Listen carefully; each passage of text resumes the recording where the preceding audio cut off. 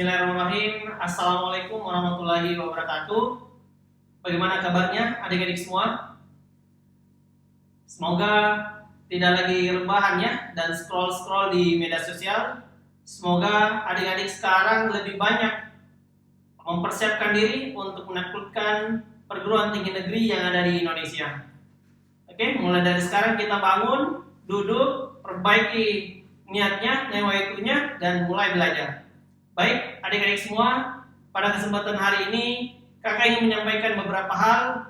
Pertama, kakak ingin mengucapkan selamat untuk adik-adik semua yang telah memenuhi kualifikasi atau eligible untuk mengikuti SNMPTN. Sekarang waktunya adik-adik semua untuk memperbanyak doa dan tetap jangan lupa untuk mempersiapkan diri di jalur-jalur yang lain. Karena hanya 20% siswa yang akan diterima di perguruan tinggi negeri melalui jalur SNPTN. Data terakhir menunjukkan bahwa ada sekitar 600-an ribu siswa yang ikut di SNPTN dan kurang lebih hanya sekitar 20% atau sebanyak 130 ribu sampai 152 ribu siswa yang akan lulus di SNPTN. Oleh karena itu, adik-adik semua harus tetap mempersiapkan diri di UTBK SBMPTN tahun 2021. Sementara untuk adik-adikku yang belum sempat ikut SNPTN tahun ini atau belum memenuhi kualifikasi dan eligible untuk ikut di SNPTN, saya sampaikan jangan berkecil hati. Silakan mulai dari sekarang kita sama-sama berjuang mempersiapkan diri sebaik mungkin untuk mengikuti UTBK di 2021 yang waktunya tinggal sebentar lagi, kurang lebih 1 bulan lagi adik-adik semua akan mengikuti UTBK SBMPTN. Adik-adik semua, pada kesempatan hari ini izinkan saya Kak Akbar, salah satu pengajar tes potensi skolastik di Halifa Institute, ingin menyampaikan beberapa materi dan sama-sama memantik semangat adik-adik semua untuk kembali belajar dan merefresh ingatan kita terkait UTBK SBMPTN. Baik adik-adik semua, kita mulai dari pengenalan terkait tes potensi skolastik. Adik-adik semua tahu kan bahwa di tes UTBK nanti kalian akan berhadapan dengan 2 materi, yaitu tes potensi skolastik dan juga tes kemampuan akademik. Kita mulai dari tes potensi skolastik.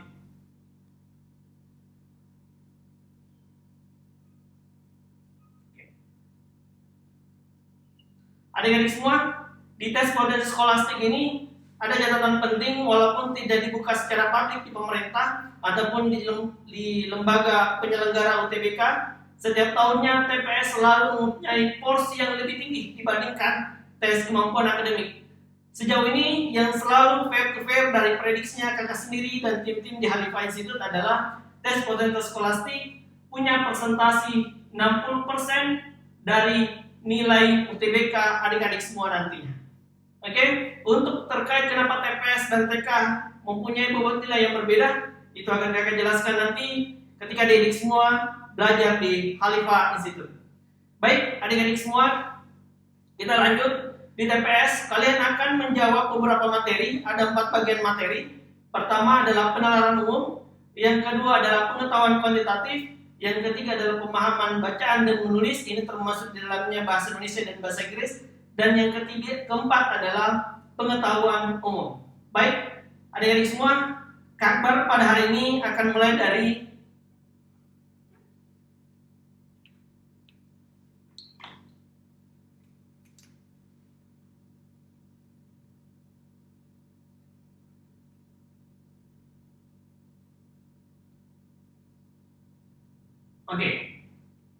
hari ini kita akan mulai dengan penalaran umum.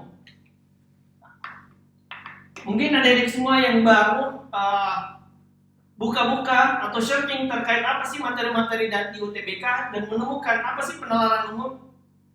Baik, penalaran umum itu adalah sebuah metode di mana untuk mengukur kemampuan atau pemahaman adik-adik secara teliti dan secara komprehensif.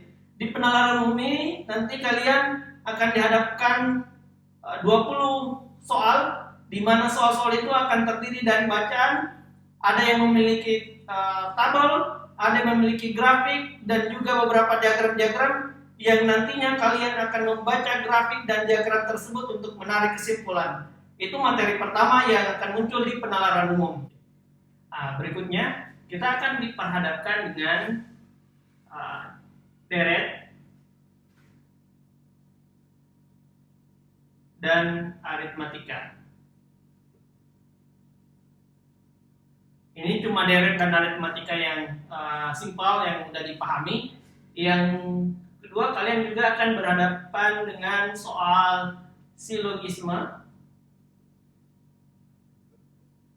Ini jumlah soalnya sangat sedikit, biasanya cuma 1 atau 2 nomor. Begitupun deret dan aritmatika yang sifatnya biasa maupun yang bergambar itu 2 atau 3 nomor paling banyak, yang biasanya akan muncul pada saat UTBK. Di tahun sebelumnya juga muncul yang namanya soal panda. Banyak orang sebut ini soal panda karena nanti ada beberapa pemisalan huruf dengan huruf yang lain atau pemisalan angka dengan huruf, itu nanti kita akan pelajari lebih mendalam lagi. Pada hari ini kita hanya akan fokus dulu untuk membedah deret dan aritmatika dasar maupun yang bergambar. Oke, baik. Adik semua, untuk lebih memudahkan bagaimana sih ciri-ciri soal deret dan aritmatika yang modelnya bergambar dan yang biasa itu pada saat UTBK nanti, kita akan mulai dengan soal agar teman-teman semua, adik-adik semua bisa lebih familiar lagi dengan soal-soal UTBK. Oke, kita mulai dengan soal pertama ya. Soal pertama deret yang biasa yang adik-adik bisa mungkin kita sama-sama bisa jawab di rumah ataupun di mana adik-adik berada.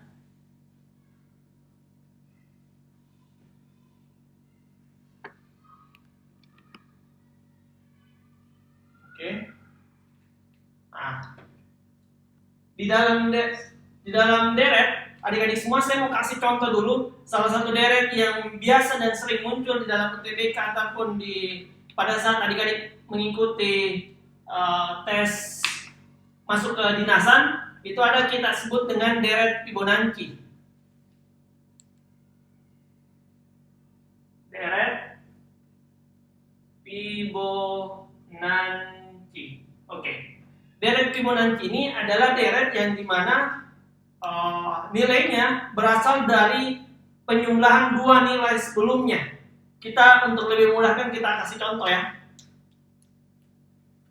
Misalnya 1, kemudian 3, maka deret berikutnya adalah 1 ditambah 3 adalah 4, kemudian 3 tambah 4 7.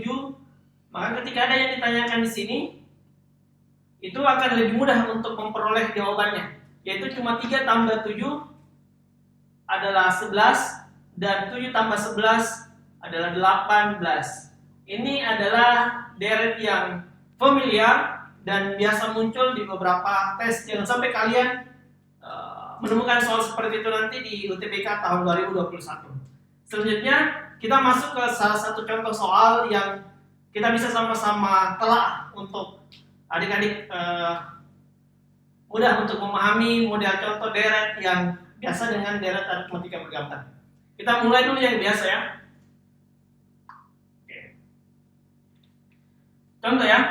Misalnya adik-adik ketemu dengan bilangan 7, 9, sorry ya.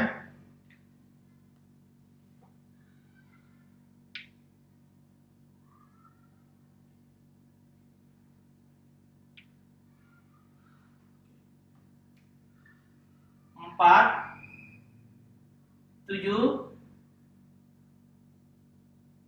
19, 9, titik-titik, kemudian 22, 14, 15, titik-titik, 19, 19, dan 28. Oke.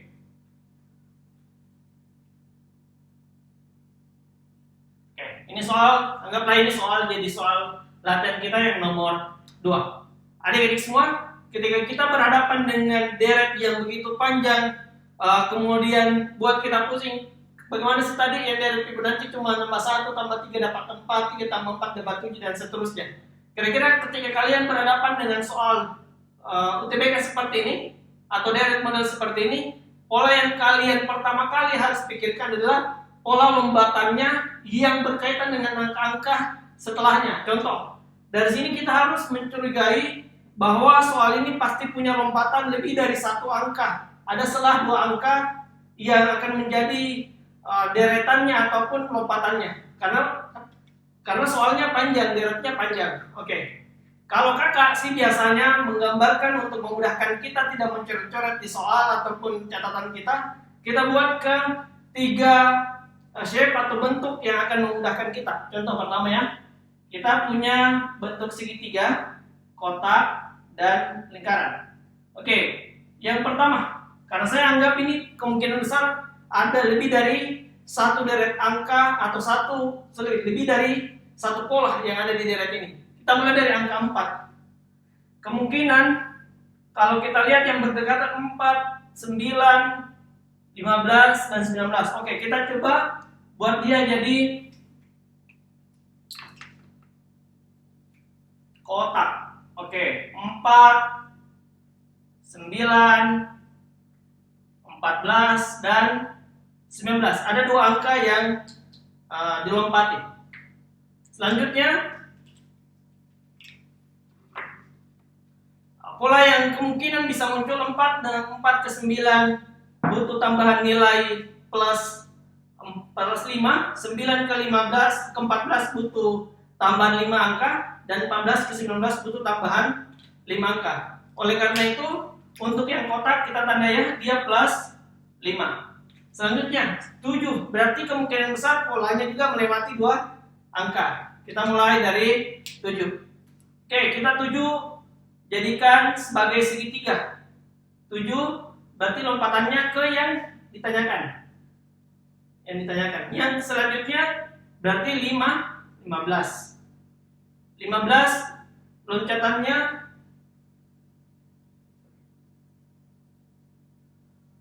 ini tadi salah ya. Ini bukan 19 di sini.